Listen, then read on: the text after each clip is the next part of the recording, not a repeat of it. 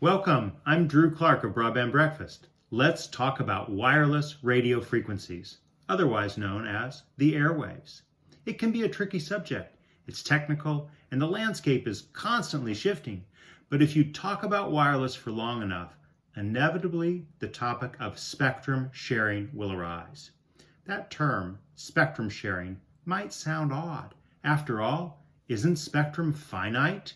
If someone uses radio frequency, doesn't that mean someone else can't use it? Well, the answer is a little bit complicated. Spectrum sharing refers to the practice where multiple wireless users cohabitate within a specific band of spectrum. For example, new transmitters may be able to use the same bands for different transmission that existing incumbent operators are using. Federal Communications Commission Acting Chairwoman Jessica Rosenworcel is a fan of extending this sort of sharing.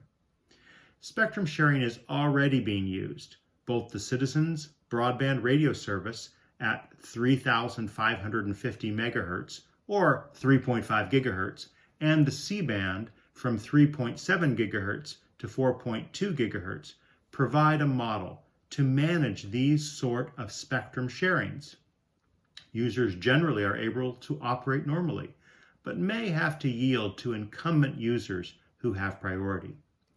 For example, the Navy's underwater radar overlaps with CBRS. In areas that have CBRS operators and a naval presence, the Navy basically has right-of-way. As long as people stop at the stop signs, no one gets hurt. Opponents of spectrum sharing favor a model known as flexible exclusive use.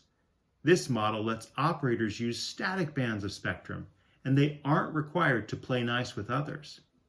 The flexible component refers to the United States' somewhat unique policy where spectrum is not pigeonholed for specific use, and the exclusive component refers to the license that is required to operate within a specific band without sharing. Those in favor of spectrum sharing argue that exclusive use does not sufficiently address the growing demand for spectrum, particularly as the race for 5G deployment heats up. We'll be discussing spectrum sharing and exclusive use during our May 19th Broadband Breakfast Live online. We'll see you then.